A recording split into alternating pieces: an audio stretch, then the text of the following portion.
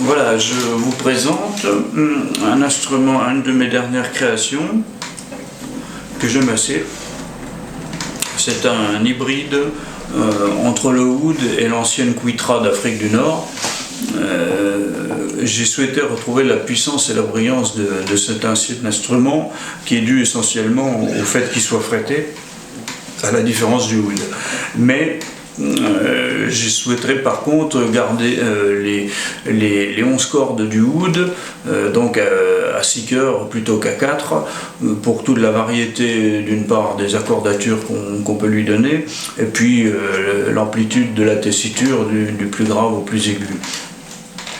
On peut donc accorder cet instrument comme on peut le faire sur toutes les façons anciennes d'accorder le oud, ou la façon la plus moderne en quarte régulière, ou on peut l'accorder également donc comme le mandol kabyle, la corde métallique pratiquée aujourd'hui. Ici c'est le cas. Donc là, ici, il est accordé du grave à l'aigu, Ré, La, Ré, Sol, Do et Fa. Donc avec une chanterelle, donc un cœur aigu en plus par rapport au mandol à cordes métalliques.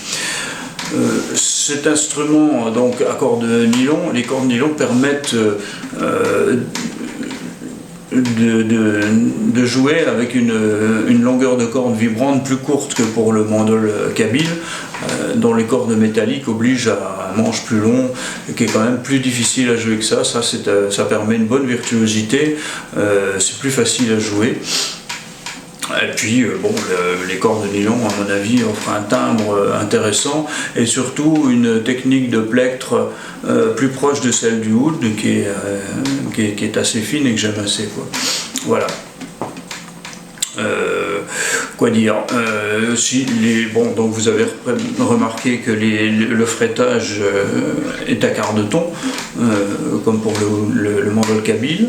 Le manche est plus large que sur un oud, beaucoup plus large, ce qui est rendu nécessaire par les frettes. Le fait que la touche soit frettée, on a besoin d'un petit peu plus de place, de manière à ce que ça ne frise pas. Mais par contre, cette plus grande largeur est compensée par une plus grande finesse du manche pour pas que ce soit désagréable.